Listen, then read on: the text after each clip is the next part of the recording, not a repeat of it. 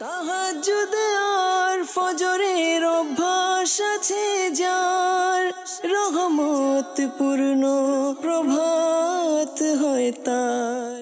আলহামদুলিল্লাহি রাব্বিল আলামিন, আসসালাতু ওয়াসসালামু আলা সাইয়্যিদিল মুরসালিন, আম্মা বা'দু, ফাউযু বিল্লাহি মিনাশ শাইতানির রাজীম, বিসমিল্লাহির রহমানির রহিম।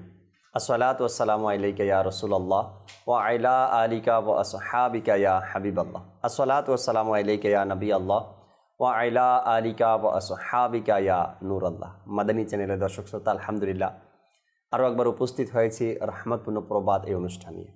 যে যেখান থেকে আমাদের অনুষ্ঠান দেখছেন, দূরে কিংবা কাছে, সকল দর্শককে জানাই আন্তরিক মোবারকবাদ। নবী রহমত শফি উম্মত সাল্লাল্লাহু তাআলা আলাইহি ওয়াসাল্লামের আলিশান ফরমান, যে ব্যক্তি সকালে এবং সন্ধ্যায় আমার উপর তিনবার করে দুরূদ শরীফ পাঠ করবে, আল্লাহ তাআলা ওই ব্যক্তির ওই দিন ও রাতের গুনাহকে ক্ষমা করে দিবেন। যখনই আমাদের সকাল হয় আমরা দুরূদ ও সালাম পাঠ করি, সন্ধ্যা হয় দুরূদ ও সালাম পাঠ করি, অর্থাৎ অভ্যাসে পরিণত করেনি এটাকে। আল্লাহ চাই ইনশাআল্লাহ তাআলা আমাদের গুনাহসমূহ নবী পাক সাল্লাল্লাহু আলাইহি সাল্লামের উপরে দুরূদ ও সালাম পাঠ করার ওসিলায় আল্লাহ তাবারক ওয়া তাআলা ক্ষমা করে দিবেন। সাল্লু আলাল হাবিব সাল্লাল্লাহু তাআলা আলা মুহাম্মদ সাল্লাল্লাহু তাআলা আলাইহি ওয়াসাল্লাম। আজকের অনুষ্ঠানে আমরা আপনাদেরকে কোরআনে পাকের তেলাওয়াত শোনাবো, হামদে বারি তাআলা আর নাতে রসুলে মকবুল সাল্লাল্লাহু আলাইহি ওয়াসাল্লাম তো থাকবেই ইনশাআল্লাহ তাআলা। আলোচনা করার জন্য একটি বিষয় নিয়েছি, আর মোবালিকে দাওয়াত ইসলামী নাতখা ইসলাম ভাই আমাদের সাথে আছেন। আলোচনাও শুনবো, কালামও শুনতে থাকবো। বিশেষ করে আপনাদের কল, SMS, ফেসবুকে যারা আমাদেরকে স্মরণ করবেন, আপনাদের নামগুলো পড়ার কমপক্ষে আমরা চেষ্টা করব ইনশাআল্লাহ তাআলা।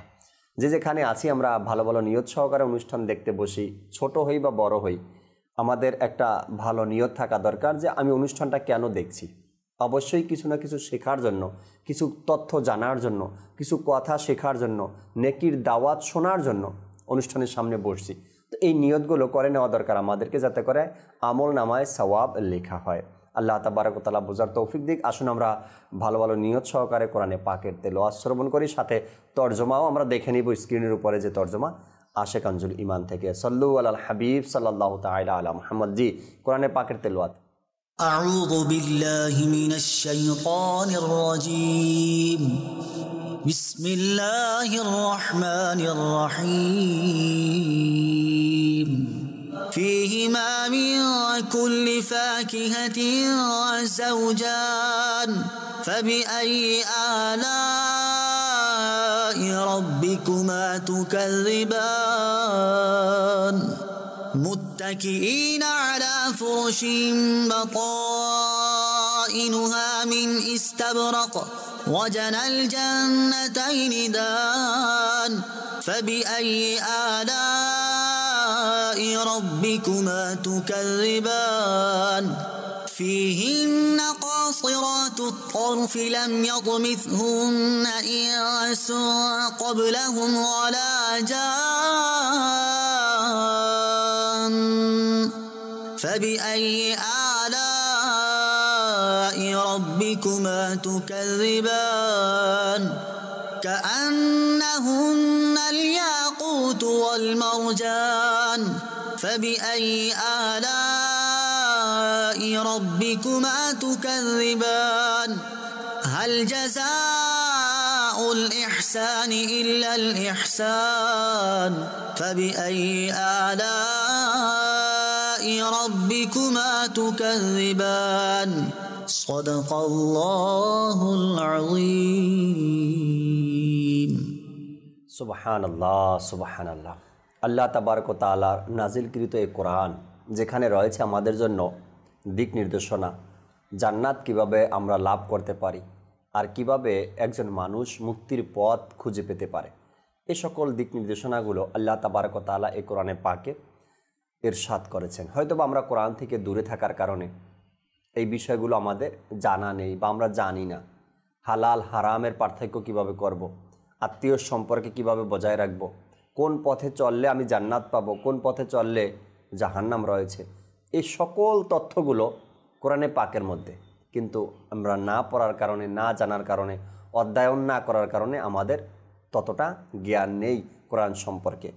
তো নিজের জন্য, নিজের আখেরাতের জন্য, নিজের মঙ্গলের জন্য হলেও আমাদের প্রতিদিন কোরআনে পাকের তেলাওয়াত এবং তর্জমা, কানজুল ইমান থেকে তর্জমা যেন আমরা পড়ি আর জ্ঞান অর্জন করি, জানি নিজ সম্পর্কে আল্লাহ তাআলা কোরআনে পাকে আমাকে কি ইরশাদ করেছেন। আল্লাহ তাআলা বোঝার তৌফিক দিক। দর্শক শ্রোতা, আজকের যে বিষয় নিয়েছি, বিষয় জানাবো আপনাদেরকে, এরপর ইনশাআল্লাহ তাআলা আমরা হামদে বারি তাআলা শোনানোর চেষ্টা করব ইনশাআল্লাহ তাআলা। আমরা যে সমাজে বসবাস করি বা যে ঘরে বসবাস করি, এক মানুষ অপর মানুষের, এক মুসলমান অপর মুসলমানের, ঘরের এক বাসিন্দা অপর বাসিন্দার এক সহায়ক। এটা আপনাকে আমাকে মানতে হবে, না হয়তো আমি একা আপনি একা কখনোই বসবাস করা বা দিন অতিবাহিত করা, যেটাই বলি না কেন, অসম্ভব হয়ে দাঁড়াবে। এজন্যই আল্লাহ তাবারক ওয়া তাআলা একে অপরের উপরে এক পরিপূর্ণতা দান করেছেন, যাতে করে আমরা একজন ব্যক্তি অপর ব্যক্তিকে কাজে কথায় হেল্প, সহযোগিতা বা এক সহানুভূতি যেন আমরা দেখাতে পারি। আর এটার জন্য মানুষের অন্তরের মধ্যে আল্লাহ তাবারক ওয়া তাআলা দয়াও ঢেলে দিয়েছেন, যাতে করে এক ব্যক্তি অপর ব্যক্তির প্রতি সহানুভূতি দেখাতে পারে। আর এই সহানুভূতি দেখানো, এটা কোরআনের পাকের মধ্যে এই বিষয়ে কি ইরশাদ হয়েছে, হাদিসে পাকের মধ্যে রাসূল করিম সাল্লাল্লাহু আলাইহি সাল্লাম এই বিষয় নিয়ে কি ইরশাদে কারিমা করেছেন। আর সাহাবা একরাম আলাইহিমুর রিদওয়ান, সোনালী যুগের লোক যারা ছিল, তারা সহানুভূতিকে কতটা গ্রহণ করে নিয়েছিলেন, আর তাদের সহানুভূতির কারণে কত অমুসলিমরা মুসলমান হয়েছে। আল্লাহ তাবারক ওয়া তাআলা নেক বান্দাদের মধ্যে সহানুভূতির এক মন মানসিকতা কেমন ছিল, এই বিষয়গুলো নিয়ে আজকে আলোচনা করব, যাতে করে সহানুভূতি যে এক সাবজেক্ট রয়েছে আমাদের জীবনে, এক অধ্যায় রয়েছে আমাদের জীবনে, সেটা যেন আমরা খুঁজে পাই এবং সহানুভূতি মানুষের প্রতি, ঘরের মানুষের প্রতি, আশেপাশে যারা আছে, সহানুভূতি বিষয়টা যেন আমাদের মধ্যে চলে আসে। আজকের বিষয় দর্শক শ্রোতা, সহানুভূতি নিয়েছি মোবাল্লিগে দাওয়াত ইসলামী, আমাদের লিয়াকত ভাই আমাদের সাথে আছেন। ইনশাআল্লাহ তাআলা কিছু গুরুত্বপূর্ণ তথ্য আজকের অনুষ্ঠানে আপনাদেরকে জানানোর চেষ্টা করব। আসুন আমরা মিনহাজ ভাই থেকে হামদে বারি তাআলা শ্রবণ করি। সাল্লু আলাল হাবিব সাল্লাল্লাহু তাআলা আলা মুহাম্মদ সাল্লাল্লাহু তাআলা আলাইহি ওয়াসাল্লাম। সাল্লাল্লাহু আলা মুহাম্মদ সাল্লাল্লাহু আলাইহি ওয়াসাল্লাম। সাল্লাল্লাহু আলা মুহাম্মদ সাল্লাল্লাহু আলাইহি ওয়াসাল্লাম। সাল্লাল্লাহু আলা মুহাম্মদ সাল্লাল্লাহু আলাইহি ওয়াসাল্লাম। अल्लाह मुस्तफ़ा के कदमों में मौत दे दे, अल्लाह मुस्तफ़ा के कदमों में मौत दे दे। मदफन बने हमारा सरकार का मदीना। सल्लल्लाहु अला मुहम्मद सल्लल्लाहु अलैहि वसल्लम। सल्लल्लाहु अला मुहम्मद सल्लल्लाहु अलैहि वसल्लम। हर दर्द की दवा है सल्ले अला मुहम्मद। हर दर्द की दवा है सल्ले अला मुहम्मद। तावीज़ है बला है सल्ले अला मुहम्मद। सल्लल्लाहु अला मुहम्मद सल्लल्लाहु अलैहि वसल्लम। सल्लल्लाहु अला मुहम्मद सल्लल्लाहु अलैहि वसल्लम।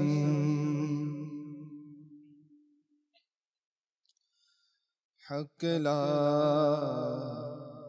इलाहा इल्लल्लाह ইল্লাল্লাহ লা ইলাহা ইল্লাল্লাহ পড়ুন লা ইলাহা ইল্লাল্লাহ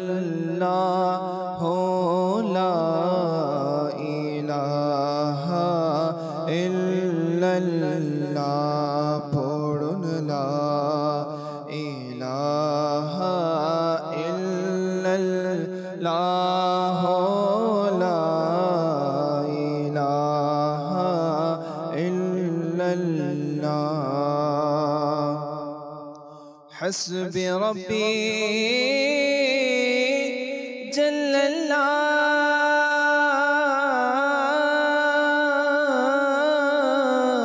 الله ما في قلبي غير الله حسبي ربي جل الله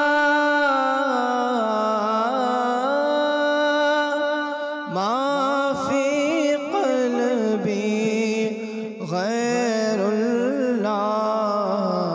الله نور محمد صلى الله لا إله إلا الله لا إله إلا الله لا إله إلا الله لا إله إلا الله لا إله إلا الله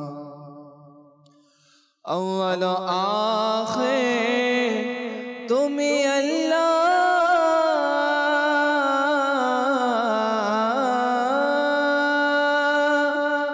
ظاہر و باطن تمہیں اللہ تمہیں اللہ اول و آخر تمہیں اللہ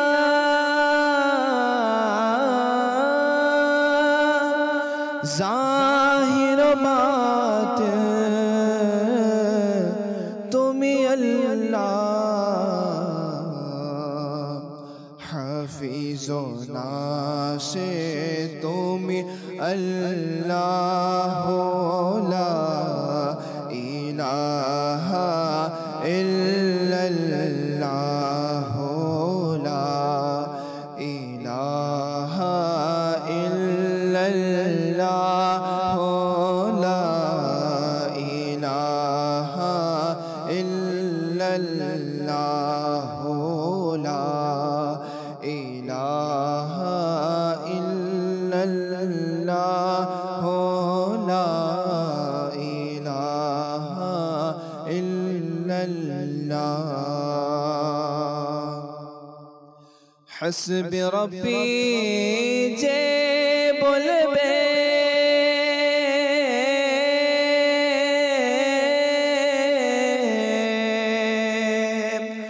رحمت برکات شے پابے یا اللہ حسب ربی جے بولبے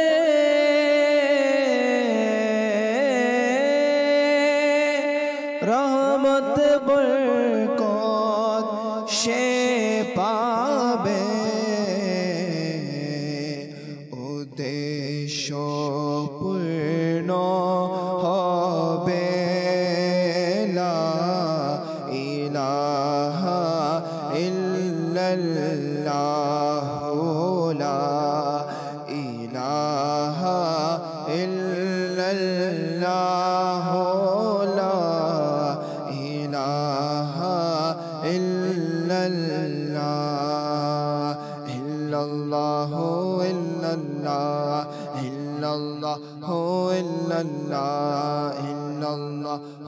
ইল্লাল্লাহ লা ইলাহা ইল্লাল্লাহ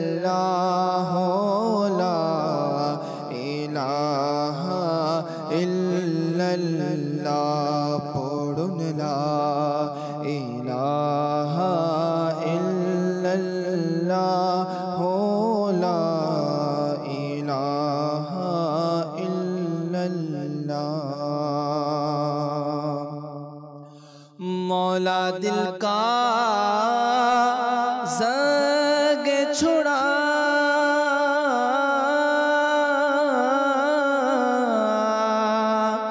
क़ल्ब नूरी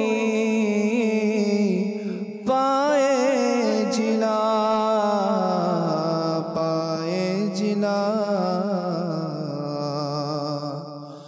मौला दिल का ज़ग छुड़ा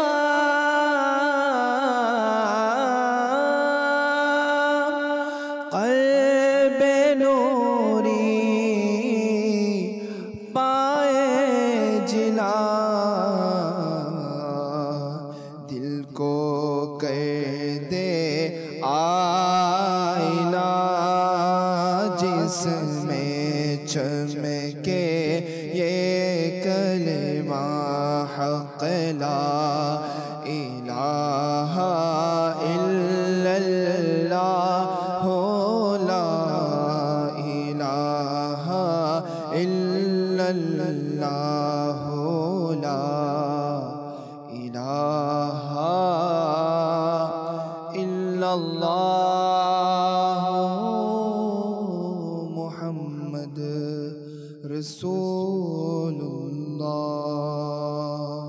সুবহানাল্লাহ সুবহানাল্লাহ। মিনহাজ ভাইয়ের কালাম পড়া থেকে একটা কথা মনে পড়ছে, এরপর ইনশাআল্লাহ তাআলা বিষয়ের দিকে আসব। কথাটা হলো গিয়ে, সে নাম কোনো বান্দার হোক, কোনো ব্যক্তির হোক, যে কোনো বা ফলের হতে পারে, ফুলের হতে পারে, ওই নামটা যে যত সুন্দর করে ইজ্জতের সাথে, মহাব্বতের সাথে, ভালোবাসার সাথে নিয়ে থাকে, ওই জিনিসটার গুরুত্ব মানুষের কাছে তত বেশি বেড়ে যায়। যেমন আমরা এখন আল্লাহ তাবারক ওয়া তাআলার কি সুন্দরভাবে, কত মহাব্বতের সাথে, কত এক দিল থেকে, অন্তর থেকে বের হওয়া একটা সুরের মাধ্যমে শুনলাম। আমরা পাশে বসে আছি, আমরাও মন চায় সাথে সাথে পড়ার জন্য।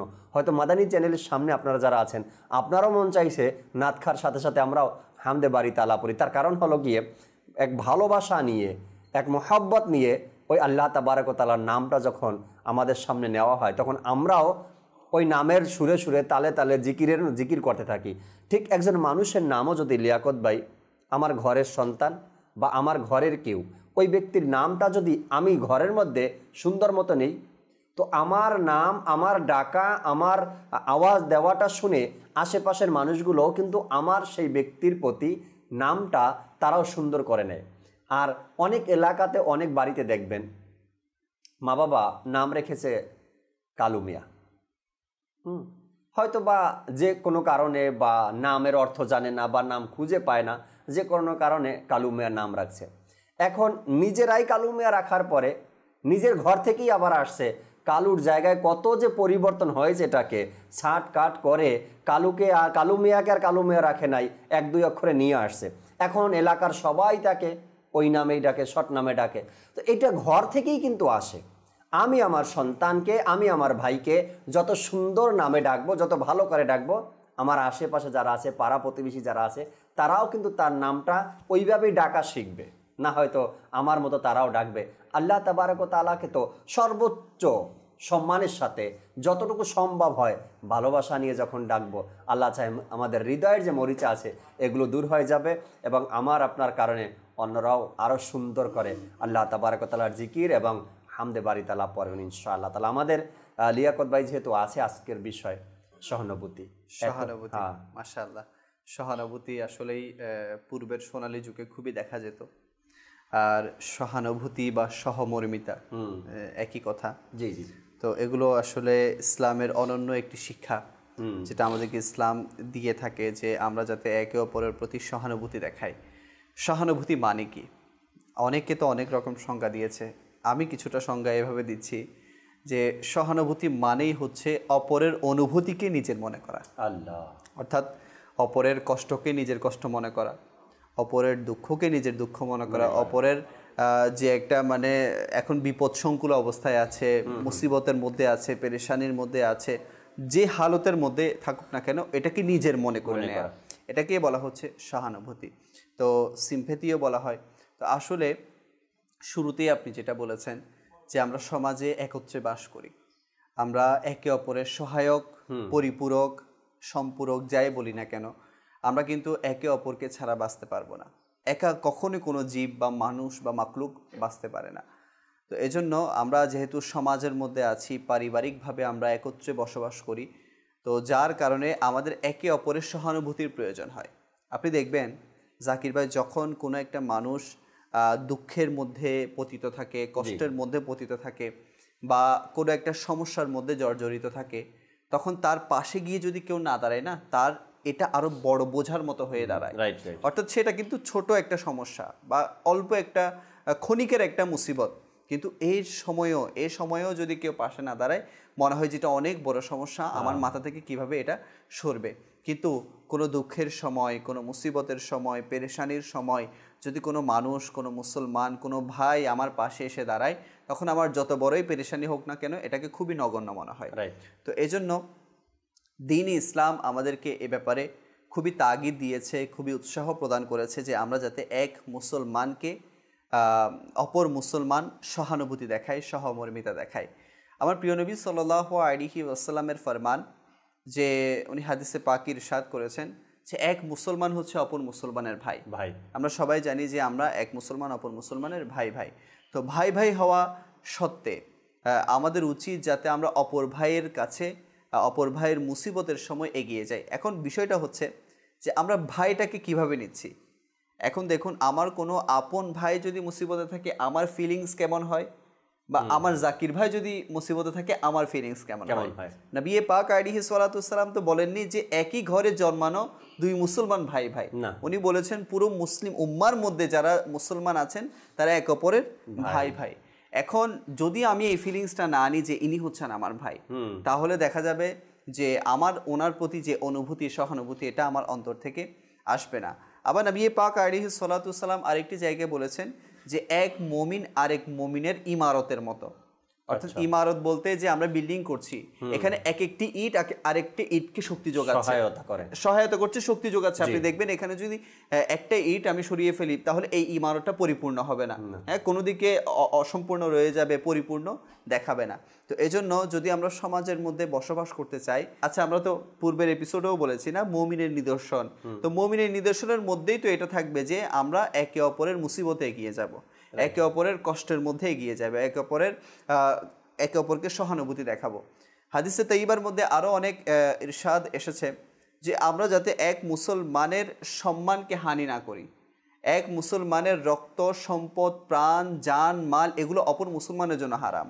তো এখন আমরা কিভাবে অপর মুসলমানের মুসিবতের সময় তার আরো মুসিবতকে বাড়িয়ে দেওয়ার কারণ হয়, হ্যাঁ, আরো কেন মুসিবত এরপর পেরেশানিকে বাড়িয়ে দেওয়ার কারণ হবে। আমরা তো এমন হওয়া চাই যে আমরা আমার মুসলমানের পেরেশানিটুকু, আমরা আমার অপর ভাইয়ের পেরেশানিটুকুকে হালকা করব সহানুভূতির মাধ্যমে। রাইট। সহানুভূতি যে বিষয়টা লিয়াকত ভাই আপনি তুলে ধরেছেন হাদিসে মোবারকা থেকে, সহানুভূতি এই শব্দটা যদি আমরা এটাকে বুঝি তবে দেখা যাবে আমরা কিন্তু সহানুভূতি করেই আসছি, কিন্তু হয়তো আমরা এই বিষয়টার ফজিলত বা এই বিষয়টা নিয়ে এতভাবে চিন্তা করি নাই বিদায় আজকের অনুষ্ঠানে আমরা নতুন কিছু কথা শুনতেছি। সহানুভূতি কি একে অপরকে করে না? অবশ্যই করে। যেমন ঘরের মধ্যে যদি দেখি, ঘরের কথাই যদি বলি, মা বলল সন্তানকে ঘরে বাজার নাই, বাজার নিয়ে আসো। ওই সময় যদি সন্তান বলে আমি পারবো না, তো সে সহানুভূতি দেখালো না। আর মা বলার সাথে সাথে সন্তান বের হয়ে গেল বাজার আনতে, মায়ের প্রতি সে সহানুভূতি দেখালো, বাবার প্রতি সে সহানুভূতি দেখালো। বড় ভাই ঘরে বসে ছোট ভাইকে বলল যে আমার জন্য এক প্যাকেট কলম নিয়ে আসো, তো ছোট ভাই চলে গেল, বড় ভাই যেতে পারছে না, ব্যস্ত আছে, সহানুভূতি দেখালো, চলে গেল। পানি চাইলো, কেউ পানি দিল, সহানুভূতি দেখালো। তো আমরা তো প্রতিনিয়ত কারো না কারো সহানুভূতি করছি, দেখাচ্ছি আমরা, কিন্তু সেটার ফজিলত কি রয়েছে এবং এটার পিছনে নিয়ত কি হওয়া দরকার এটা আমরা জানি না। আরেকটা কথা, আপনি যে হাদিসে পাক একটু আগে তুলে ধরলেন যে আমরা সহজ ভাষায় যেটাকে বলি, বিপদে বন্ধু চেনা যায়। জি, লিয়াকত ভাই শুনছেন না এই শব্দটা, বিপদে বন্ধু চেনা যায়। যদি আমার বিপদে লিয়াকত ভাইকে, মিনহাজ ভাইকে বিপদে না পাই, আর আমার সুখের সময় যদি তারা এসে আমার পাশে দাঁড়ায়, তো অবশ্যই আমি বলবই। যদিও প্রকাশ করতে না পারে মানুষ, তারপরে মনে মনে বলে যে দেখো আমার বিপদে তো কেউ ছিল না, সুখের টাইমে সবাই, সুখের টাইমে তো সবাই থাকে। এরকমের হাজারো বাস্তব ঘটনা লিয়াকত ভাই সমাজের মধ্যে ঘটতেছে। যখন কারো কাছে আর্থিক সাপোর্ট ভালো না থাকে, আর্থিক অবস্থা ভালো না থাকে, লোকটা অসহায় পড়ে যায়, তখন তার থেকে আত্মীয় স্বজন কি হয়ে যায়, দূর হয়ে যায়। জাকির ভাই, এখানে আরেকটা কথা আছে, আপনি যেটা বলতেছেন যে বিপদের টাইমে কেউ এগিয়ে আসে না।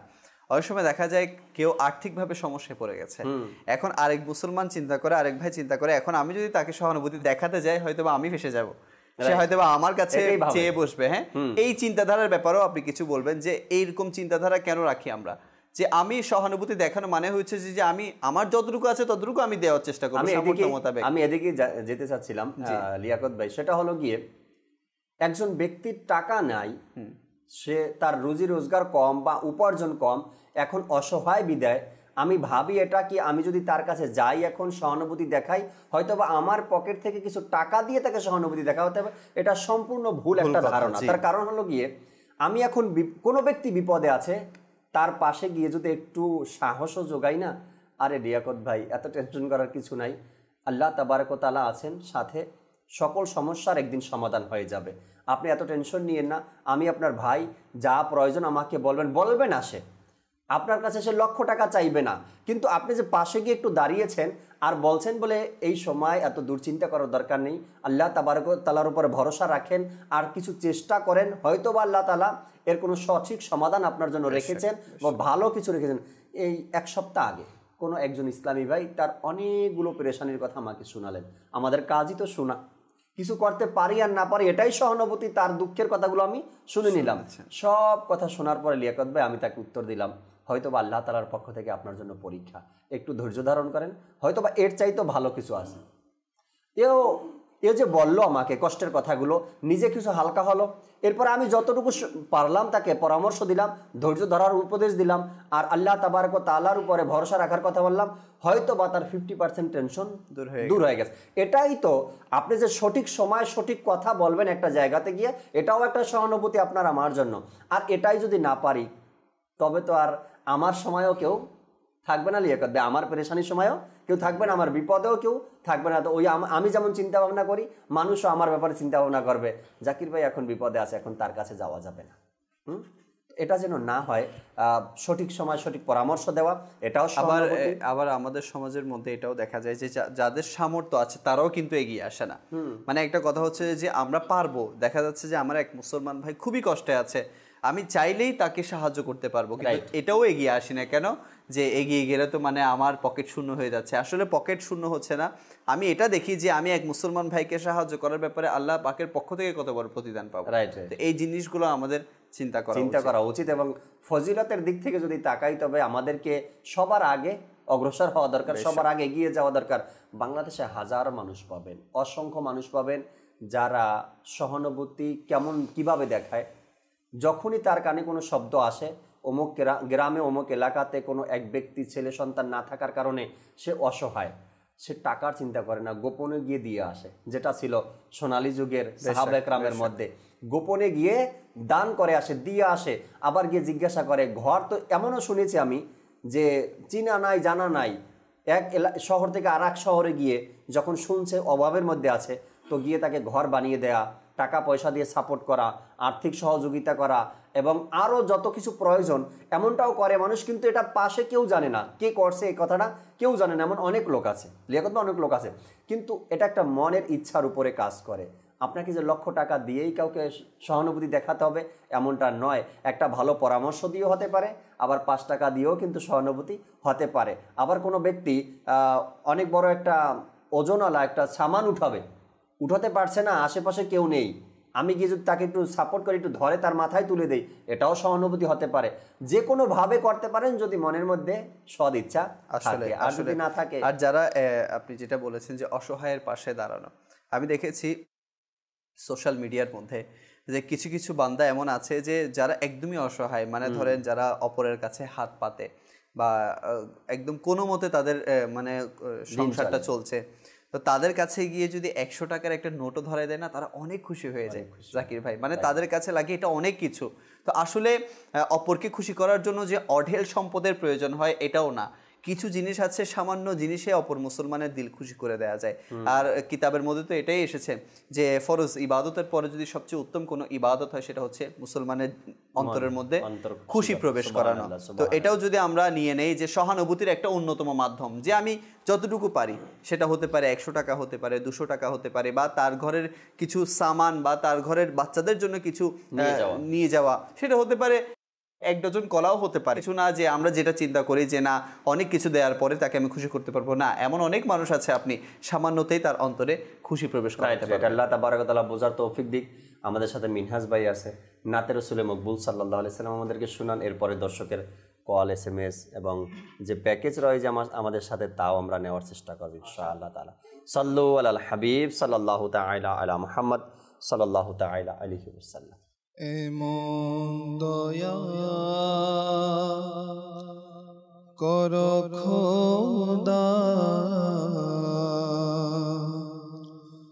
আমার নয়নে, যেন থাকে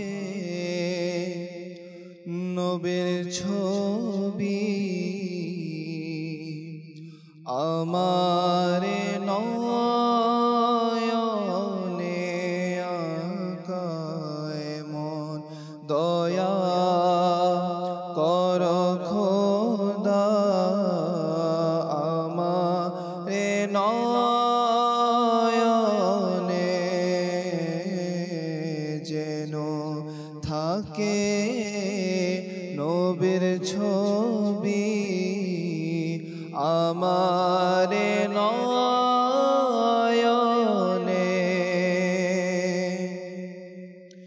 জ্যোতি মন দাও না খোদা আমার নয়নে,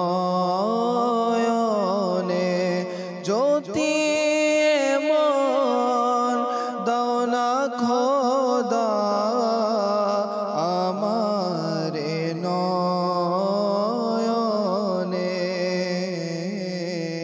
যেন থাকে, যেন থাকে নবীর ছবি আমার নয়নে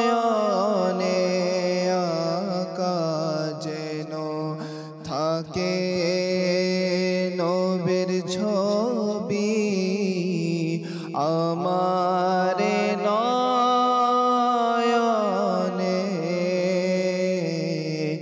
এমন দয়া কর খোদা আমার নয়নে।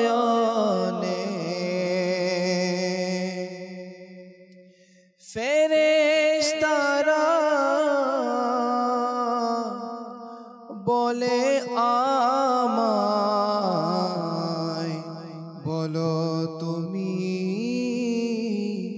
উম্মত কার। ফেরেশতা বলে আমায়, বলো তুমি উম্মত কার। প্রিয় নবী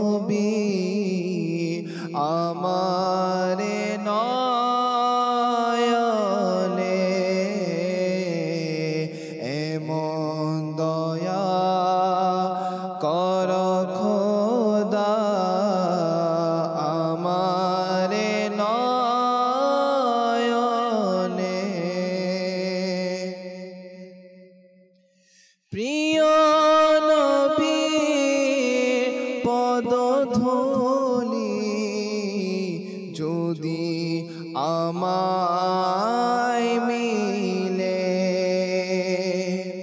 প্রিয় নবী পদধূলি যদি আমায় মিলে লাগাবো সে মা বানিয়ে আমারে নয়নে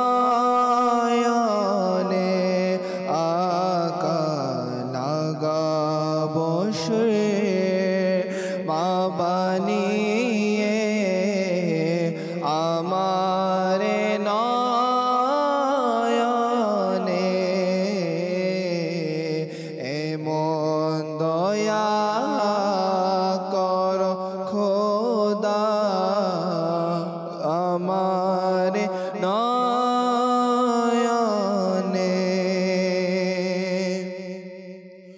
অগণবী তোমার বিরহে আমি দিশে হারা অগণবী তোমার বিরহে আমি দিশে হারা তোমার ধ্যানে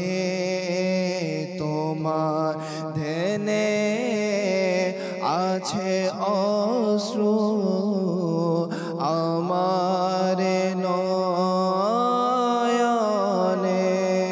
আকা তোমার ধ্যানে আছে অশ্রু আমারে নয়নে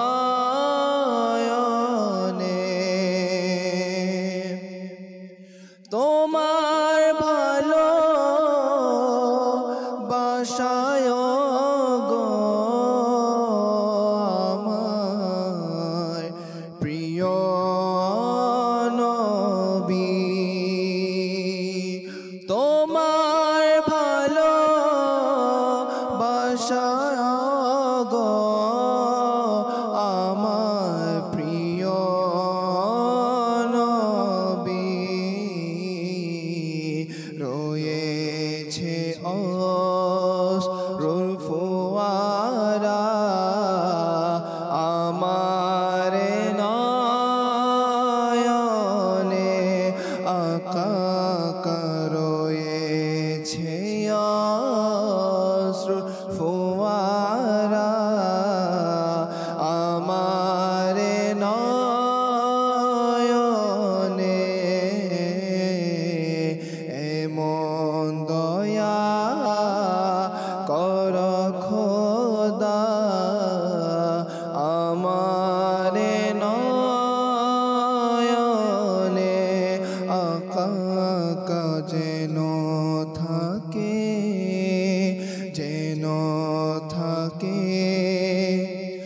নবীর ছবি আমারে নয়নে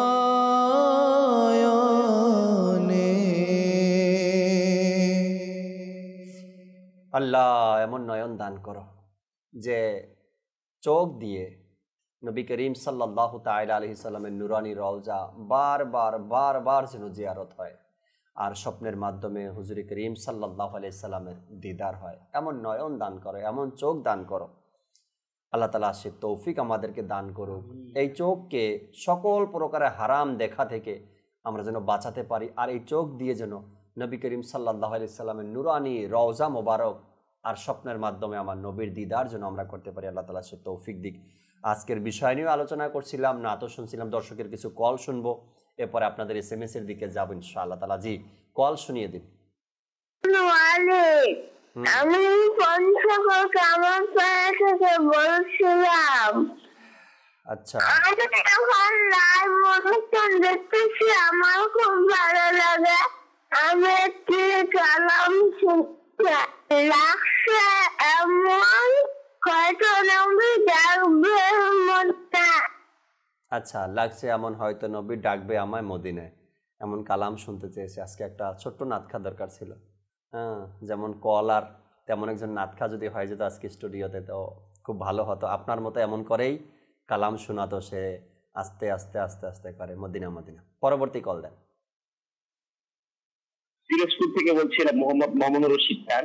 মাশাআল্লাহ। আমি আপনাদের এই চ্যানেলে একজন নিয়মিত দর্শক। মহান আল্লাহ তাআলা এমন এক চ্যানেল আপনাদের মাধ্যমে চালু করে দিয়েছে যেখানে শুধু আল্লাহ আল্লাহ রাসূলের সুন্নাত সাজিয়ে তোলেন, যেটা আমাদের হৃদয়কে স্পর্শ করে এবং প্রত্যেকটি মানুষকে ভাবিত করে। দোয়া করি এটা যেন কিয়ামত পর্যন্ত আল্লাহ রাব্বুল আলামিন জারি রাখে, এবং আপনারাও দোয়া করবেন আমার ফ্যামিলির ভিতরে যেন এরকম সুন্নাত চালু হয়ে যায় যেরকম আপনারা এখানে অনুষ্ঠানটা সাজিয়ে তোলেন। আপনারা দোয়া রাখবেন।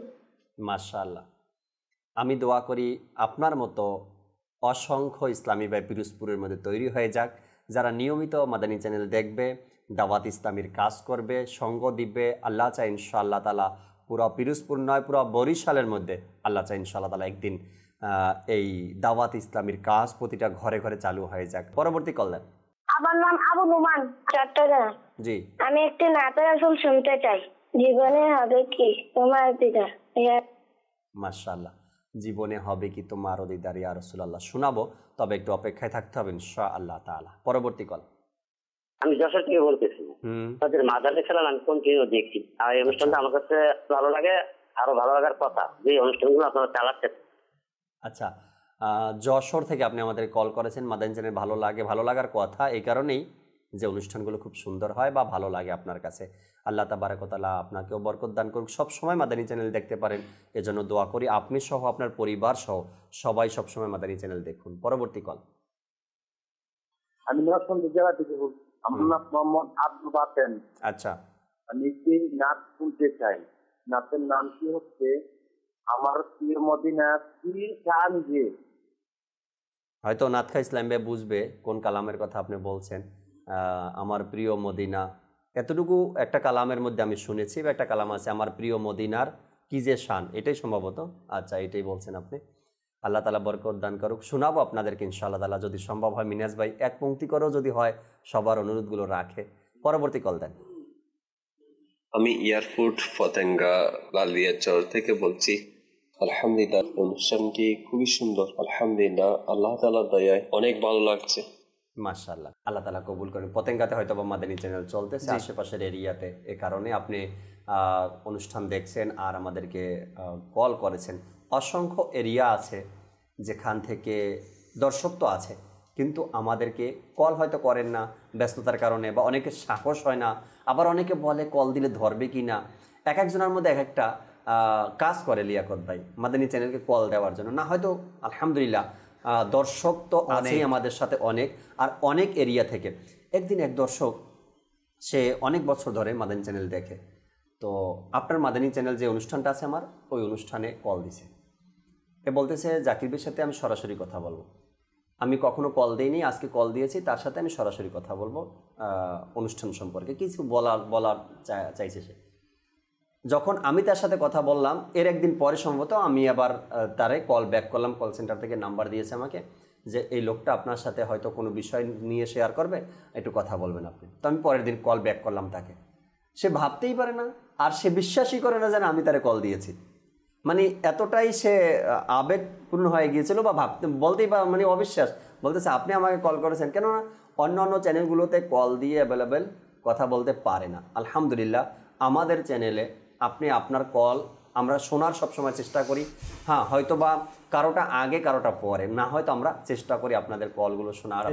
ইসলামী শিক্ষা। আলহামদুলিল্লাহ রাব্বিল আলামিন, সবার আবেগটা আমরা শোনার চেষ্টা করি। একটা প্যাকেজ আমাদের সাথে আছে, প্রতিদিনের অনুষ্ঠানেও থাকে, আজকেও একটা প্যাকেজ আছে আলহামদুলিল্লাহ। দু একটা ভালো কথা আপনাদের জন্য, দর্শকের জন্য। কিছু কাজ আমরা করি যে কাজের মধ্যে ভুল থাকে, আর সেই কাজগুলো যদি আমরা সঠিকভাবে করতে পারি হয়তো বা সওয়াবও পাবো, এবং বিভিন্ন প্রকারের বালা মুসিবত থেকে আমরা হেফাজতে থাকতে পারবো। আমাদেরকে প্যাকেজটি দেখিয়ে দিন।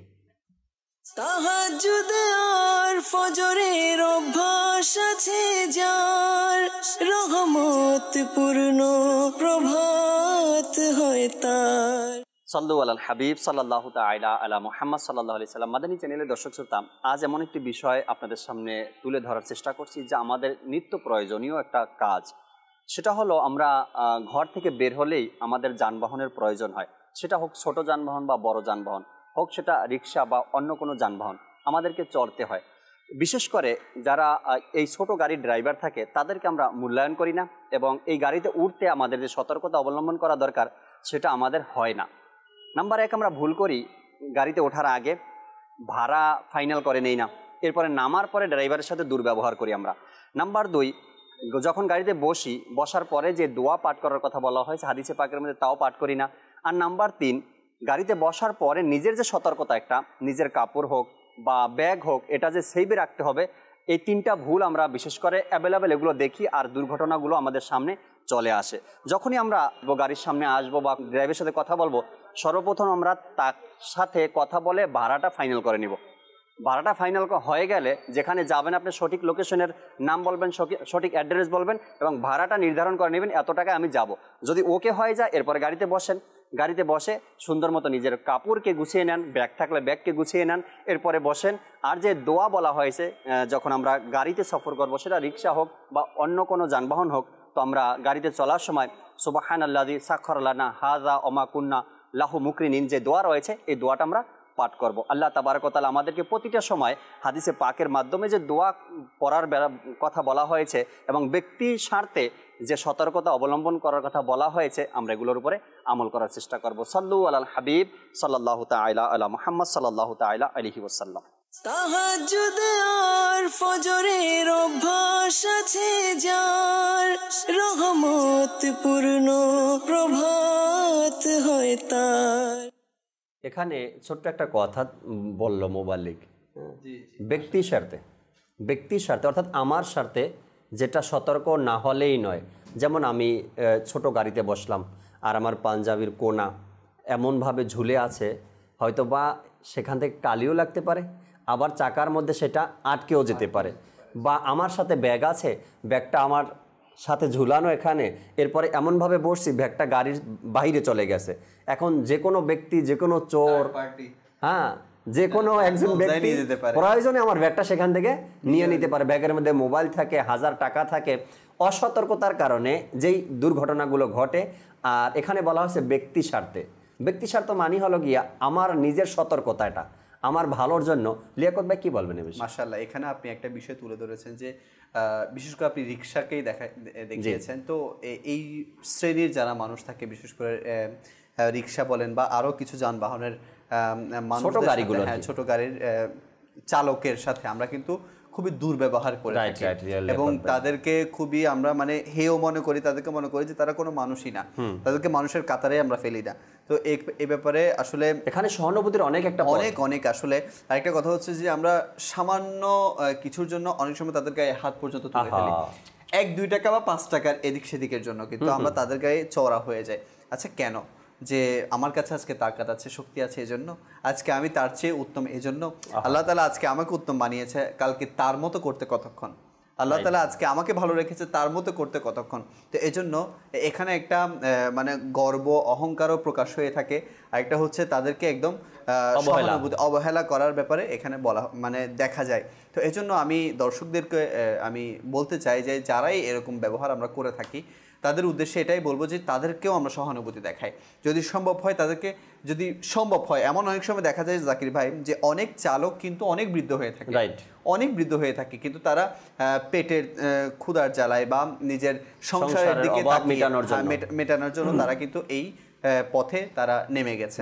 তো এজন্য তাদের ক্ষেত্রে আমরা সহানুভূতি দেখাই এবং আলহামদুলিল্লাহ আমরা যেটা দেখেছি যে বাংলাদেশের মধ্যে, পুরো বিশ্বের মধ্যে যখন করোনা ভাইরাস ছড়িয়ে গেছে তখনও কিন্তু অনেক মানুষ ইনাদেরকে সহানুভূতি দেখিয়েছে। এটা যাতে ক্ষণিকের জন্য না হয়, যখন যা সম্ভব তাদেরকে যাতে আমরা সহানুভূতি দেখাই। সহানুভূতির যদি আমরা মেসাল খুঁজি, উদাহরণ খুঁজি, আমার প্রিয় নবী সাল্লাল্লাহু আলাইহি ওয়াসাল্লামের মতো সহানুভূতি কার ছিল? কারোই ছিল না। আমার প্রিয় নবী সাল্লাল্লাহু আলাইহি ওয়াসাল্লাম যখন তায়েফের ময়দানে পাথরের আঘাত পেয়েছেন তখনই কিন্তু কারোর বিরুদ্ধে অভিযোগ ছিল না, কখনো কারোর বিরুদ্ধে কোনো অন্তরের মধ্যে কোনো ছিল না, কিন্তু ওনার মধ্যে সহানুভূতি ছিল, তাদের জন্য দোয়া ছিল, তাদের জন্য আল্লাহ পাকের দরবারে প্রার্থনা ছিল। কিন্তু আমাদের মধ্যে কি, যখন প্রিয় নবী সাল্লাল্লাহু আলাইহি ওয়াসাল্লাম মক্কা বিজয়ের পূর্বে যখন মাত্র কিছু সাথীদেরকে নিয়ে মক্কা শরীফে উনি গিয়েছিলেন, তখন সেখানকার অমুসলিমরা অনেক নির্যাতন করেছিল। এমন একজন তো ছিল যিনি প্রিয় নবী সাল্লাল্লাহু আলাইহি ওয়াসাল্লামের চাচা এবং ওনার স্ত্রীকে ওনাদেরকে শহীদ করেছিলেন। তো এমন অবস্থায়ও আমার প্রিয় নবী সাল্লাল্লাহু আলাইহি ওয়াসাল্লাম ওনাদের প্রতি কোনো অভিযোগ রাখেননি। কি বলেছেন এখানে আমার নবী? হ্যাঁ, যেদিন যখন এই বিজয়টা হয় তখন তো অমুসলিম যারা ছিল তারা ভাবলো যে আজকে তো ওই সিদ্ধান্তই নিবে যে সিদ্ধান্ত আমাদের নেওয়া ছিল, এই সিদ্ধান্ত আজকে মুহাম্মদ সাল্লাল্লাহু আলাইহি সাল্লাম নিবে। যখন তারা উপস্থিত হলো, হুজুর সাল্লাল্লাহু আলাইহি সাল্লাম তাদেরকে জিজ্ঞাসা করলো, তোমরা কি ভাবছো, আমি কি সিদ্ধান্ত নিব আজকে তোমাদের ব্যাপারে? তখন ওরা বলল, যা সিদ্ধান্ত নেওয়ার তো আপনিই নেবেন। নবী করিম সাল্লাল্লাহু আলাইহি সাল্লাম বলেন, তোমাদের সবাইকে মাফ করে দিলাম। আল্লাহু আকবার। এমন সহানুভূতি কে দেখাবে? আসলে জাকির ভাই, আজকে আমার প্রিয় নবী সাল্লাল্লাহু আলাইহি ওয়াসাল্লামের যে শিক্ষা, আমার প্রিয় নবী সাল্লাল্লাহু আলাইহি ওয়াসাল্লামের দেয়া যে তারবিয়ত বা যে প্রশিক্ষণ, সেগুলো সাহাবায়ে কেরাম আলাইহিম রিদওয়ান নিজেদের জীবনে বাস্তবায়ন করেছেন, তাবেঈন ওনাদের জীবনে বাস্তবায়ন করেছেন, এবং যারা বর্তমান যুগের মধ্যে এমন অনেক নেককার লোক আছে তারা নিজেদের জীবনের মধ্যে বাস্তবায়ন করছেন। বিধায় আজকে ওনাদের পক্ষ থেকে অনেক অত্যাচার সহ্য করার পরেও ওনারা সহানুভূতি দেখাচ্ছেন। কিন্তু আজকে আমরা কেমন হয়ে গেছি জানেন? আমরা আজকে আত্মকেন্দ্রিক হয়ে গেছি। শুধু নিজেরটা নিজে বাঁচাবো, শুধু নিজের পরিবারের গুলো বাঁচাবো, অন্যের কি হচ্ছে না হচ্ছে কিছু দেখার দরকার নাই। আপনি দেখবেন আমার এমন অনেক আত্মীয় স্বজন আছে আমার আশেপাশেরই, আমি পাড়া প্রতিবেশীর কথা বলছি না, নিকট আত্মীয়র কথা বলছি, এমন অনেক নিকট আত্মীয় আছে যারা মানে অনেক পেরেশানির মধ্যে আছে কিন্তু কাউকে বলে না। কেন? তারা কারোর সামনে হাত পাতা, কারোর সামনে নিজের পেরেশানিকে উপস্থাপন করা, এটা তারা লজ্জাবোধ করে। কেননা তারা চিন্তা করে যে আমি কিভাবে আরেকজনের সামনে আমার নিজের পেরেশানিকে উপস্থাপন করব। তো এই ব্যাপারেও মুসলমানকে সচেতন হওয়া চাই যে আমি যেমন আছি, আমি ভালো আছি জাকির ভাই, আমি আজকে ভালো আছি, আমার অমুক আত্মীয়টা, সেটা হতে পারে আমার চাচা, সেটা হতে পারে আমার অমুক জ্যাঠা, সেটা হতে পারে আমার ফুফু, যেই হোক না কেন, আমি তাদের সহানুভূতি দেখাই। আজকে আমি ভালো আছি, সে আজকে হয়তো বা এমন অবস্থানে নেই, এমন অবস্থা আসতে পারে যে কালকে সে ভালো থাকতে পারে, আমি ভালো থাকবো না। আজকে যদি আমি তার এই মুহূর্তে এগিয়ে আসি, সহানুভূতি দেখাই, কালকে সে আমাকে অসহানুভূতি দেখাবে। আর সে নাই দেখাক জাকির ভাই, সে নাই দেখাক, আল্লাহ পাক তো আমাকে মদত করবে না। আজকে আমি তাকে মদত করছি, আল্লাহ পাক আমাকে গায়েবের খাজানা থেকে আল্লাহ তাআলার সন্তুষ্টির জন্য যখন করব তখন অবশ্যই। আচ্ছা লিয়াকত ভাই, এখন যে আমি ভালো আছি, আমার কোনো আত্মীয় অসহায় আছে, এখন সে অসহায় থাকলে তাকে সহযোগিতা করব, আমার অসহায় সে করবে, এমনটা নাও হতে পারে অন্য সাবজেক্ট আমার উপরে চলে আসতে পারে। যেমন ধরেন গিয়া আজকে তার কাছে টাকা নাই, তাকে আমি সহানুভূতি দেখালাম, কালকে আমি অসুস্থ হয়ে পড়েছি, হসপিটালে নিয়ে যাওয়ার কেউ নেই, হয়তো বা সেই আমাকে সহানুভূতি দেখাতে পারে।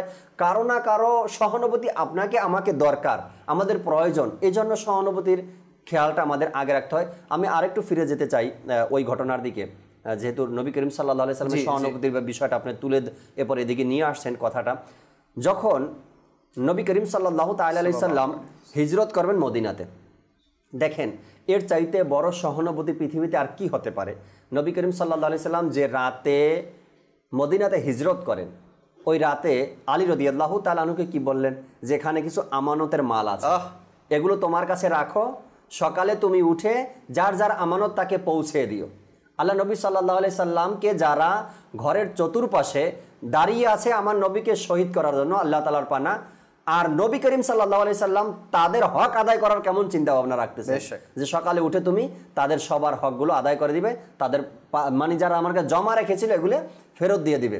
তো সহানুভূতি এক অন্তর থেকে আসে মানুষের, এটা ভালো, আল্লাহ বলেন নাকি ভালো হৃদয় থেকে ভালো কিছু আশা করা যায়। যখন আমাদের হৃদয়টা পরিষ্কার হয়ে যাবে, অন্তরটা পরিষ্কার হয়ে যাবে, তখন সহানুভূতির যে একটা চিন্তা ভাবনা এটা আমাদের মধ্যে চলে আসবে। অনেক সময় লিয়াকত ভাই আমরা দাপট খাটাই কাদের উপরে জানেন? দুর্বল যারা আছে, অসহায় যারা আছে, গরিব যারা আছে, বয়স্ক যারা আছে, তাদের উপরে আমাদের দাপট আমরা দেখাই, আমাদের ক্ষমতা তাদের উপর দেখাই। আপনি দেখবেন আমার আপনার বয়সী যে ছোট গাড়ির ড্রাইভারগুলো আছে না, আমরা কিন্তু তাদের সাথে দাপট দেখাই না, কেননা ইজ্জতেরও ভয় আছে। আমি একটা কিছু বলবো, যদি সেও আমাকে বলে দেয়, আর যদি একটা বৃদ্ধ লোক হয়, শারীরিক অবস্থায় এতই দুর্বল কিন্তু অভাবের টানে চলে আসছে রোডে, এখন তার সাথে আমরা দাপট দেখাই, কারণ এই লোকটা তো আর আমাকে বলেও কিছু করতে পারবে না, আমি তার চাইতে শক্তিতে বেশি আছি, জোয়ান আছি, তখন আমরা কি করি, ওই দুর্বল ব্যক্তির উপরে আমার প্রভাবটা খাটাই। কিন্তু এই দুর্বল তো হয়তো বা আল্লাহ তাআলার কাছে আমার চাইতেও দামি হতে পারে। কি বলেন লিয়াকত ভাই? আল্লাহ তাআলার কাছে এই দুর্বল ব্যক্তিটাই হয়তোবা দামি, আমার চাইতে দামি সে। তো এমনটা যেন আমরা না করি। আল্লাহ পাকের দরবারে সেই প্রিয় যে নিজেকে ছোট করে ফেলে, আসলে যতই আপনার কাছে থাকুক না কেন কিন্তু নিজেকে ছোট করে ফেলে এটা খুব সহজ বিষয় না জাকির ভাই। আমার কাছে অঢেল সম্পদ আছে, আমি নিজেকে ছোট ভাবে নিজেকে উপস্থাপন করবো, এটা খুব সহজ বিষয় না। কিন্তু দুনিয়ার মধ্যেও এমন অনেক মানুষ আছে যারা অঢেল সম্পদের মালিক, আমি দেখেছি নিজের চোখে যে অঢেল সম্পদের মালিক কিন্তু নিজেকে প্রকাশ করে না, নিজেকে খুবই গোপন রাখার চেষ্টা করে, রাখে, নিজেকে খুব ছোট রাখে। আর সহানুভূতির উজ্জ্বল দৃষ্টান্ত ওনাদের মধ্যে পাওয়া যায়। আরেকটা বিষয় লিয়াকত ভাই, আজকাল আমাদের সমাজের মধ্যে যেটা বেশি হয়, আমরা সহানুভূতি কাদেরকে দেখাই জানেন?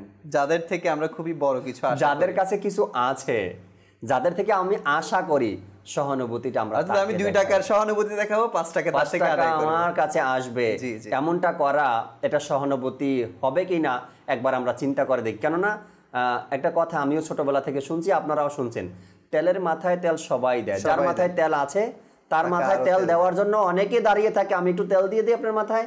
যার মাথা শুকনা, তেল নেই, তার মাথায় কেউ তেল দিতে আর যায় না, কেননা কত তেল দিব তার মাথায়। তো এই জন্য বললাম, আমরা সহানুভূতি কাকে দেখাই?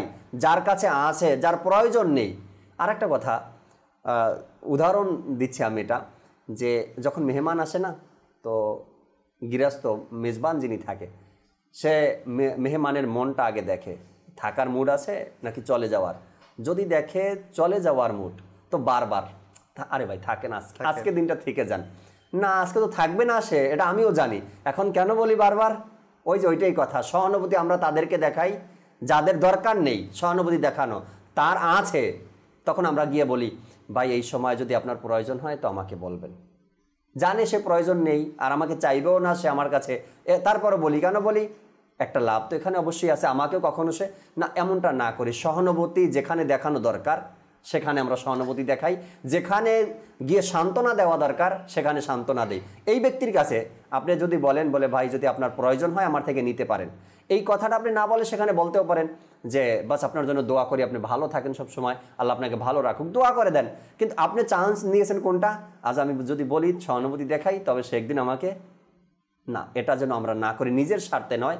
সহানুভূতিটা যেন আল্লাহ তার রাসূলের জন্য আসে, ভিতর থেকে আসে, অন্তর থেকে আসে সহানুভূতি। না, আসলেই এই ব্যক্তিটার সহানুভূতি দরকার, বা গরিব বা অসহায় বা অসুস্থ, এই মুহূর্তে তার সহানুভূতি দরকার। যেমন কুমিল্লার একজন দর্শক মাদানী চ্যানেলের, আমি চট্টগ্রামে আসার পরে যেদিন ফার্স্ট টাইম আমি মাদানী চ্যানেলের এখানে প্রোগ্রাম করছি, তো ওই দিনকেই তার মেসেজ আসছে, জাকির ভাই মনে হয় আপনি চট্টগ্রামে গেছেন। আমি জি আমি চট্টগ্রামে আসছি। তো এর 2 দিন পরে তার কল চলে আসছে ডাইরেক্ট, ইসলামী ভাই। তো বলল আমি চট্টগ্রাম মেডিকেলে আছি। আমি বলি আপনি মেডিকেলে, কোনো অসুবিধা? বলল না, আমার এক আত্মীয় অসুস্থ হয়ে পড়ছে, কেউ ছিল না বিদায়, আমি আমার মা ওনাকে হসপিটালে নিয়ে আসছি। তো যাকে নিয়ে আসছেন ওনার মামা ছিল। আমি আবার কি করলাম, এখানে এক ফাঁকে গিয়ে ওই রোগীকে দেখে আসলাম। একটা উদ্দেশ্য ছিল এখানে, যে দর্শক কখনো আমাকে দেখেনি, বারবার মেসেজ করে, খবর নেয়, বা এখানে আমাকে চট্টগ্রামে দেখে সে জিজ্ঞাসা করলো, আর আমার কাছেই একটা হসপিটালে সে কোনো রোগীকে নিয়ে আসছে, গিয়া দেখে আসি। সহানুভূতি না, দায়িত্ববোধ না, একটা বিবেক তো বলে যাই একটু দেখে আসি।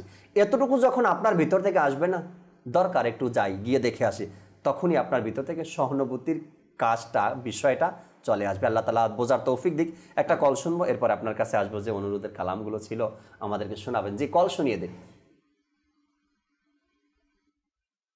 মোহাম্মদ নুরনবী, রাজশাহী থেকে। মাশাআল্লাহ। আমি একটি কালাম শুনতে চাই। মাটির বাড়ি, মাটির ঘর, মাটির হবে বিছানা। আল্লাহ তাআলা বরকত দান করুক। রাজশাহীর ভাই আপনি আমাদের সাথে আছেন, থাকুন, আমরা দেখি ইনশাআল্লাহ তাআলা মিনহাজ ভাই কোন কালাম কখন শোনায়। আমরা শুনি কিছু কালামের পরে শেষ কিছু আলোচনাও করব। সাল্লু আলাল হাবিব সাল্লাল্লাহু তাআলা আলা মুহাম্মদ সাল্লাল্লাহু তাআলা আলাইহি ওয়াসাল্লাম। লাগছে মন হয়তো নবী ডাকবে মদিনায় মোরে, লাগছে মন হয়তো নবী ডাকবে মদিনায় মোরে, গিয়ে সেথা হৃদয় ব্যথা, গিয়ে সেথা হৃদয় ব্যথা দেখাবো আমি তা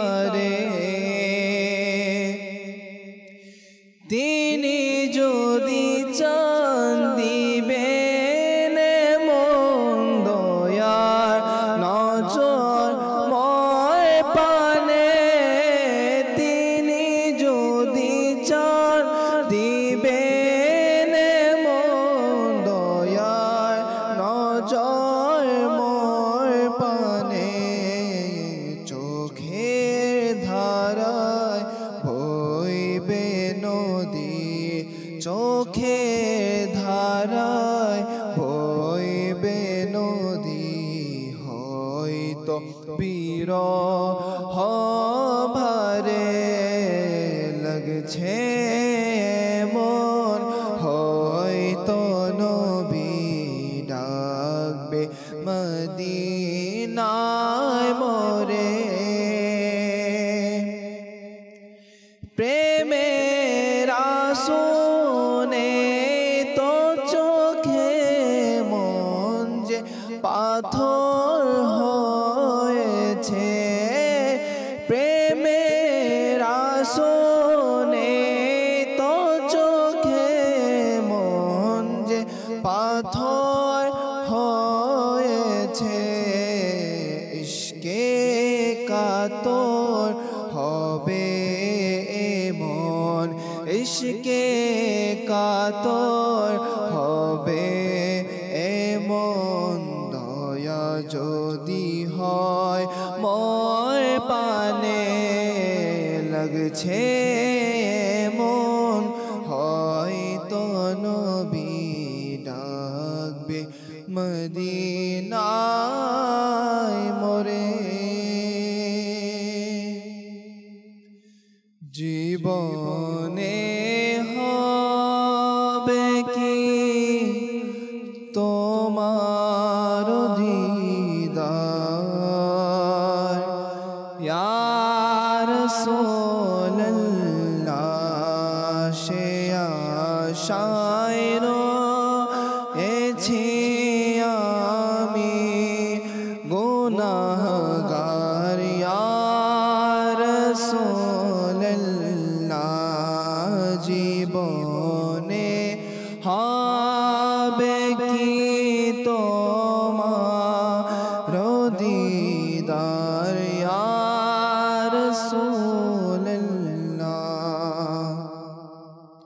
পৃথিবীর যে দিকে তাকাই দরদি আর তো কেহ নাই ইয়া রাসূলুল্লাহ পৃথিবীর যে দিকে তাকাই দরদি আর তো কেহ না পায় জগতে তুমি দরদি দে রোসেদার ইয়া রাসূলুল্লাহ জগতে তুমি দরদি দে রোসেদার ইয়া রাসূলুল্লাহ জীবনে হবে কি তোমার দিদার ইয়া রাসূলুল্লাহ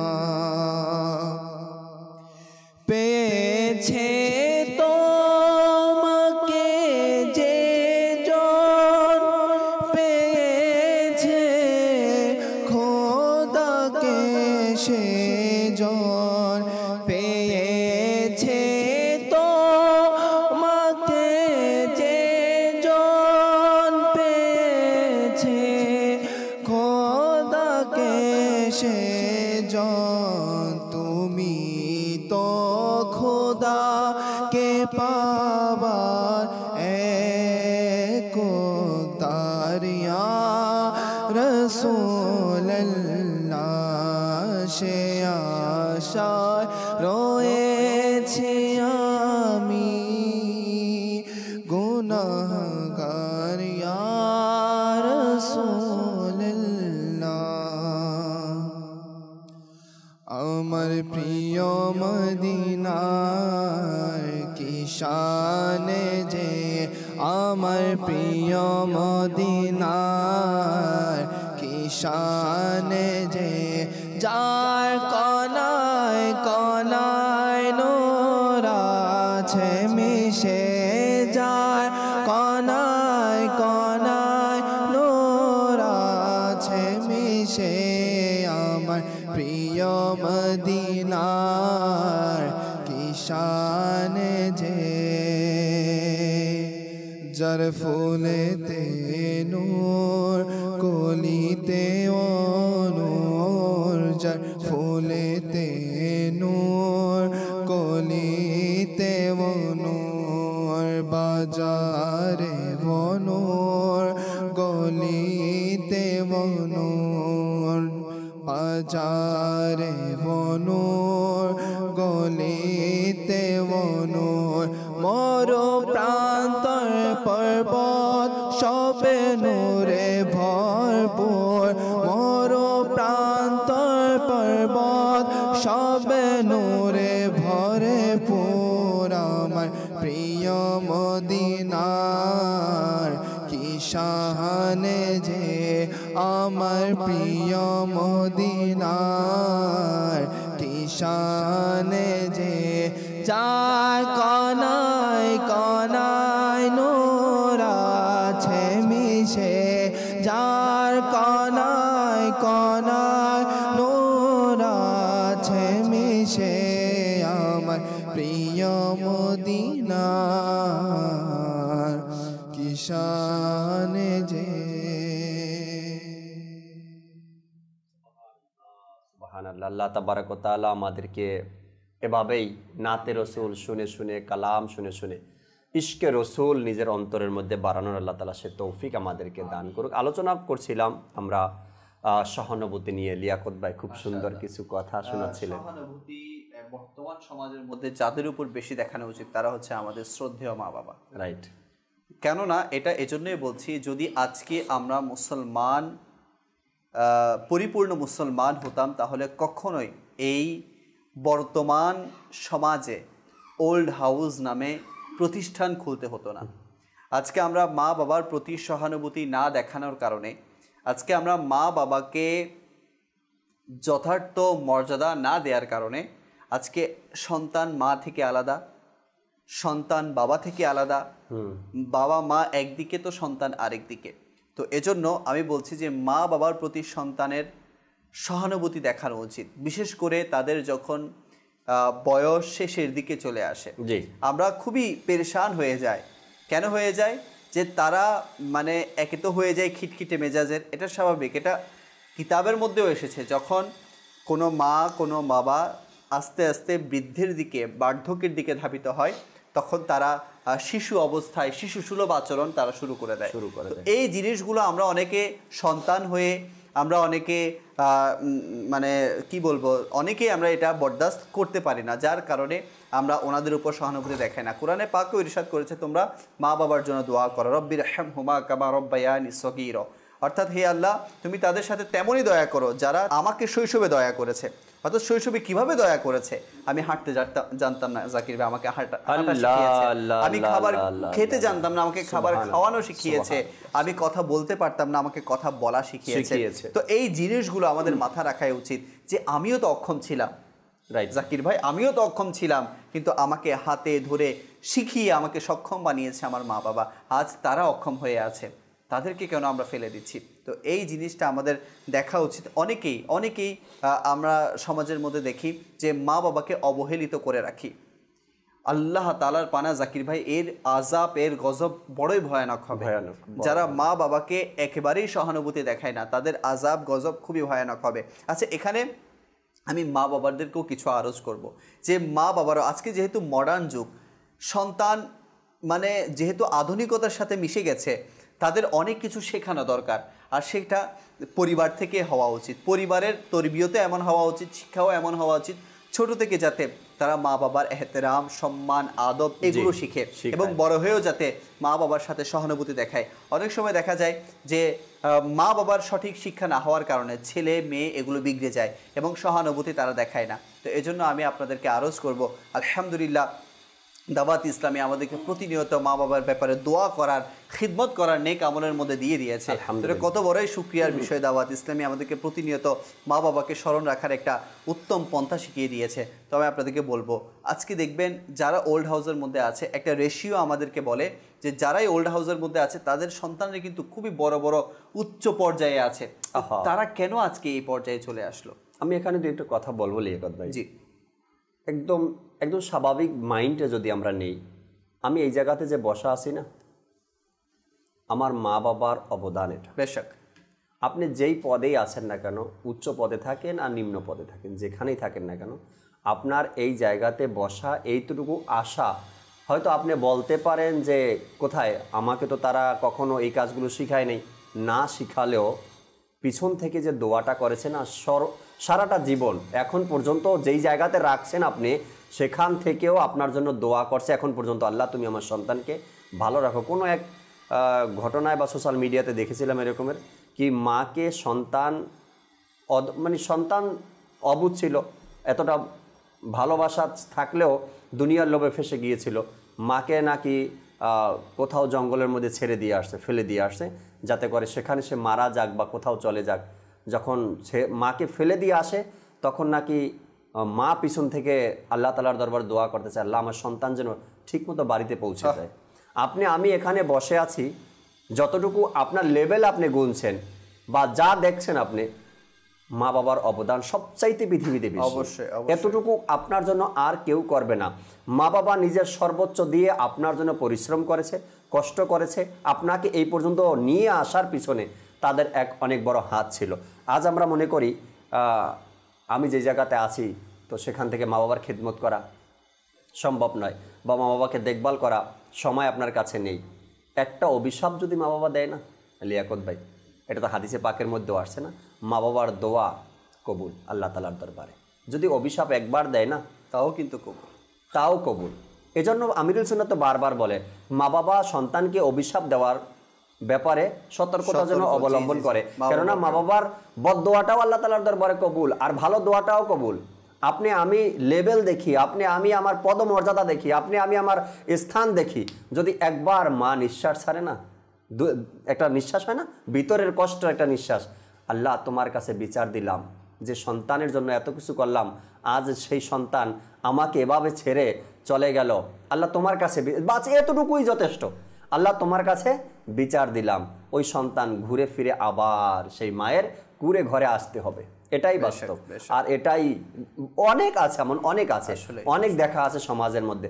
তো আমি আমার লেভেল এটা না, যে সবচাইতে বড় সহানুভূতি পাওয়ার ব্যক্তি, যেটা আমাদের লিয়াকত ভাই বললেন, মা বাবার চাইতে সহানুভূতি আর কে বেশি পাবে। আসলে লিয়াকত ভাই, আমি অনেক সময় অনেককেই দেখছি যারা বয়স হয়ে যায় না, তারা ওই শিশু সুলভ আচরণ করে। তারা চায় আমার কাছে কেউ এসে বসুক, আমার সাথে কথা বলুক, আমার কাছে জিজ্ঞাসা করুক, বা সে কিছু জিজ্ঞাসা করবে, কেউ উত্তর দিবে, মানে এগুলো অভ্যাস হয়ে যায়। বাচ্চা আছে না যারা 2 বছরের, 2.5 বছরের, তো তাদেরকে আপনি দেখবেন ওদের সাথে একজন না একজন থাকাই লাগে, বারবার কথা বলতে হয়। হ্যাঁ, বাচ্চারা জিজ্ঞাসা করে এটা কি ওটা কি, এভাবে বারবার এর সাথে সারাদিন একজন না একজন থাকেই। তো এই বয়সের, অর্থাৎ মা বাবা যখন 70-80 বছরের দিকে চলে যায়, তখন তাদের মনটাও কিন্তু ওই বাচ্চার মতন হয়ে যায়। বারবার জিজ্ঞাসা করা, বাবা খাইছো, ঘরের সবাই খেয়েছে, বাজার আনছো, বা অফিসে যাবে, বা এটা করছো ওটা করছো, বারবার। তো এই বয়সের লোকগুলো পাশে একজনকে চায়, সে সন্তান হোক, ছেলে হোক বা মেয়ে হোক। ওই সময়টাতে এসে আমরা হোঁচট খাই, ওই সময়তে এসে আমরা সঙ্গ ছেড়ে দেই, যে বাবা নিজের সবটুকু দিয়ে আমার জন্য এত করে, যে সময় খুবই বেশি প্রয়োজন, ওই সময় গিয়ে আমরা তাদের সঙ্গটা ছেড়ে দেই। এমনটা না করা উচিত। আর বর্তমান সময়ে যেটা বেশি অধিক হারে আমাদের দেখা যাচ্ছে, সেটা হচ্ছে সন্তান বিয়ে করার পরে খুব বেশি মানে মা বাবার দিকে মনোযোগ সরিয়ে ফেলছে এবং মা বাবার খেয়াল থেকে তারা দূরে চলে আসছে। তো এমনটা করা না উচিত, কেননা আজকে আমি হয়তো বা আমিও বাবা হচ্ছি কেন, আমার মা বাবার অবদানে। অনেকে দেখবেন যে মা বাবাকে যারা ছেড়ে দেয়, তারা কখন বুঝে জানেন কষ্টটা, যে যখন নিজেরা মা বাবা হয়।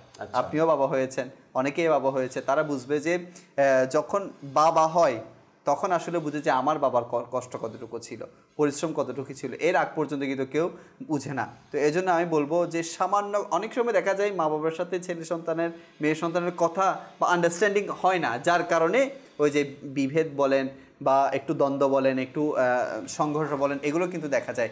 তো সামান্য কথাই তো, আজকে মা আমাকে বলছে, না হয় আমি চুপই থাকলাম, তো এর কারণে তো অন্তত আমার মা, তবে মা যেটা বলছে, বাবা যেটা বলছে, এটা আমার ভালোর জন্য বলছে, এটা আমাকে মানতে হবে। কেননা আমার অভিজ্ঞতার চেয়ে মায়ের অভিজ্ঞতা 20 বছর 25 বছরের বেশি। হ্যাঁ, মা যে জিনিসটা দেখেছে পৃথিবীতে এসে, আমি সেটা এখনো দেখতে পাইনি। আমার অভিজ্ঞতার চেয়ে মার অভিজ্ঞতা অনেক বেশি, আর সেই অভিজ্ঞতা থেকেই মা বাবা আমাকে বোঝানোর চেষ্টা করতেছে, তুমি এই ছেলেদের সাথে চলবে না, তুমি এই কাজ করবে না, তুমি এভাবে হাঁটবে না, এভাবে যাবে না, এখানে যাবে না। মা বাবা তাদের অভিজ্ঞতা থেকে বলতেছে, আমার কাছে মনে হচ্ছে এটা বিষ, কিন্তু এটাই মধু। আসলে পরবর্তীতে দেখা যায় এটাই কাজে আসে, আর এটাই সত্যই হয় বলে মা একদিন মানা করেছিল আমাকে। ওই সময় যদি শুনতাম, আমি এখন মাঝে মধ্যে অনুভব করি এটা লিয়াকত সত্যি ভাবি, মা যে ছোটবেলায় বলছিল যে এদিকে না যাওয়ার জন্য বা এই সকল বন্ধুদের সাথে না চলার জন্য, যদি মায়ের কথা শুনে নিতাম তবে হয়তো বা আরও কিছু ভালো পাইতাম, আমি ভালো কিছু করতে পারতাম। আমি মাঝে মধ্যে এটা অনুভব করি মায়ের ওই কথাটা সঠিক ছিল, কিন্তু আমরা ওই সময় বুঝতে চাইনি, এই কারণে সঠিক হাকিকত আমাদের জানা ছিল না বা ওই বাস্তবতা আমাদের জানা ছিল না ওই বয়সে। তো সন্তানরা মনে করে বন্ধুদের সাথে চলা মানা, মোটরসাইকেল কিনা মানা, মোবাইল ইউজ করা মানা। আরে ভাই, তাদের অভিজ্ঞতা আছে বিধায়ী তো তারা আমাদেরকে ভালোটা চায়। কখনো মা বাবা কি সন্তানের খারাপ চেয়েছে? না, কখনোই না।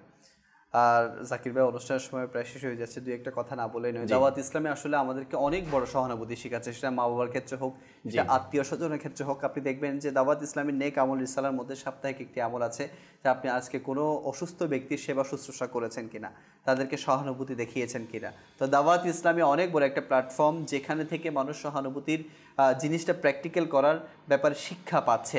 তো এই জন্য আমি আপনাদেরকে বলবো যে দাওয়াত ইসলামের সঙ্গ লাভ করুন, ইনশাআল্লাহ আজ্জা ওয়া জাল অসংখ্য আপনারা সহানুভূতির ব্যাপারে শিক্ষা গ্রহণ করতে পারবেন। আপনি দেখুন না, যখন আমরা সীতাকুণ্ডের সেই ঘটনা ঘটেছিল, যখন সিলেটের বন্যা আমাদের সামনে এসেছিল, তখনই দাওয়াত ইসলামী ঝাঁপিয়ে পড়েছে। কেন? দাওয়াত ইসলামীর মানে চাই যে প্রত্যেকটা মুসলিম উম্মাহ যারা দুঃখ দুর্দশাগ্রস্ত আছে, তাদেরকে যাতে একটু সহানুভূতি দেখায়, তাদের পাশে একটু দাঁড়ায়। তো দাওয়াত ইসলামে অনেক বড় অবদান, যে আমাদেরকে প্রতিনিয়ত সহানুভূতি শিখাচ্ছে। একদিক থেকে নয় লিয়াকত ভাই, একদিক থেকে নয়, মাদানী খবরে আমি দেখলাম যে দাওয়াত ইসলামী 41তম প্রতিষ্ঠা বার্ষিকী উপলক্ষে ঢাকাতে ব্লাড ক্যাম্পিং লাগানো হয়েছে। জি, বেশক। অসংখ্য ইসলামী ভাইরা নিজ ইচ্ছায় ব্লাড দিচ্ছে, যার প্রয়োজন সে জানে যেটার কতটুকু দরকার।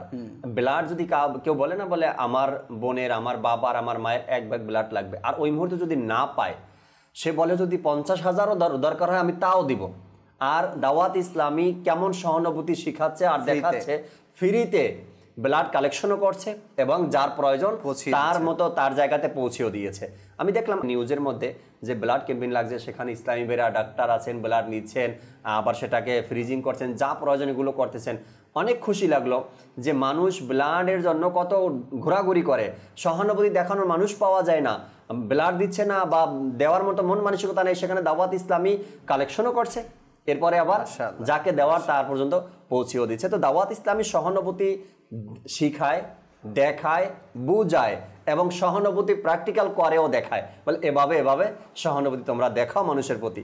আল্লাহ তাবারক ওয়া তাআলার দরবারে শুকরিয়া আবারও আদায় করি। আল্লাহ, তুমি এই বর্তমান জমানায় যেখানে মানুষ ইয়ানফসি করছে, আমি বাঁচি এটা নিয়েই মানুষ চিন্তায় আছে, সেখানে দাওয়াত ইসলামী পুরো পৃথিবী নিয়ে চিন্তা করছে, আমার সন্তানকে নিয়ে চিন্তা করছে, আমার পরিবারকে নিয়ে চিন্তা করছে, আমার ভবিষ্যৎ নিয়ে চিন্তা করছে, আমার আখেরাত নিয়ে দাওয়াত ইসলামী চিন্তা করছে। আলহামদুলিল্লাহ রাব্বিল আলামিন। কিভাবে আমার পথ সুফল হবে, কিভাবে আমি সঠিক পথ পাবো, কিভাবে আমি সঠিক পথে চলতে পারবো, আমার ভবিষ্যৎ প্রজন্ম কিভাবে সঠিক পথে চলতে পারবে, এই পথ দেখাচ্ছে আজ দাওয়াত ইসলামী। আলহামদুলিল্লাহ রাব্বিল আলামিন। আল্লাহ তাআলার দরবারে বারবার শুকরিয়া আদায় করি, আল্লাহ এই দাওয়াত ইসলামীর মধ্যেই ইস্তেকামাত দান করো, দাওয়াত ইসলামীর মধ্যে থেকেই যেন দুনিয়া থেকে বিদায় নিতে পারি সে তৌফিক দান করো। আপনাদেরকেও বলি, দাওয়াত ইসলামীর সাথে সম্পৃক্ত হয়ে যাই, দিনী কাজে অংশগ্রহণ করি, আর দাওয়াত ইসলামীর দেয়া দিক নির্দেশনাগুলো নিজের মধ্যে অ্যাকসেপ্ট করে নিই। আল্লাহ চাই ইনশাআল্লাহ তাআলা ভালো পথ, ভালো মত আমরা খুঁজে পাবো এবং আমার আখেরাতও সুন্দর হবে, আমার পরিবার জীবন, আমার ব্যক্তিগত জীবনও সুন্দর হবে। আল্লাহ তাবারক ওয়া তাআলা আমাদেরকে বোঝার আর আমল করার তৌফিক দান করুক। ইনশাআল্লাহ তাআলা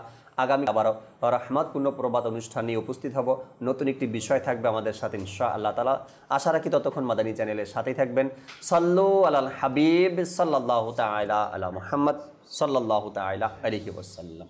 তাহাজ্জুদ আর ফজরের অভ্যাস আছে যার, রহমত পূর্ণ প্রভাত হয় তার।